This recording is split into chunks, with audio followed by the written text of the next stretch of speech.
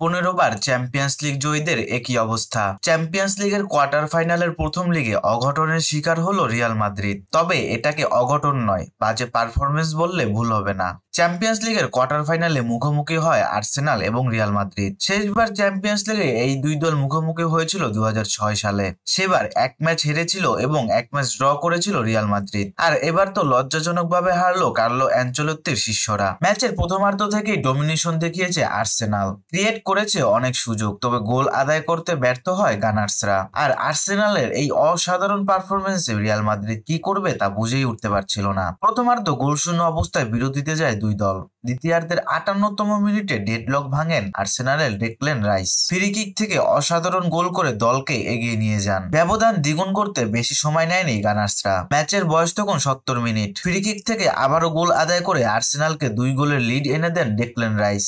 এর ঠিক 5 মিনিট পর কাউন্টার অ্যাটাক থেকে দুর্দান্ত গোল আদায় করেন মিখেল মেরিনো। আর্সেনাল পায় 3 গোলের লিড। এমবাপে, বিনি, বেলিংহামরা বুঝেই উঠতে পারছিল না কি করবে। তবে ব্যবধানটা আরো বাড়াতে পারত আর্সেনাল, কিন্তু গানার্সদের জন্য বাধা হয়ে দাঁড়িয়েছিলেন রিয়াল মাদ্রিদের গোলকিপার থিবো কুর্তুয়া। তারপরে হজম করতে হয়েছে 3 গোল। তার উপর ম্যাচের শেষ মুহূর্তে রিয়াল মাদ্রিদের কামাভিঙ্গা লাল কার্ড পেয়ে মাঠ ছাড়লে 10 জনের দলে পরিণত হয় রিয়াল মাদ্রিদ। তবে এরপর আর কোনো বিপদে পড়তে হয়নি লস ব্লাঙ্কোসদের। 3 গোলের জয় নিয়ে মাঠ ছাড়ে আর্সেনাল। আর এই জয়ে সেমিফাইনাল অনেকটা নিশ্চিত হয়ে গিয়েছে আর্সেনালের, এটা বলাই যায়। রিয়াল মাদ্রিদ কি পারবে সেকেন্ড লিগে ঘুরে দাঁড়াতে? তবে সময়টা যে খুব বাজে যাচ্ছে লস ব্লাঙ্কোসদের তা খুব সহজেই বুঝতে পারবে যে কেউ।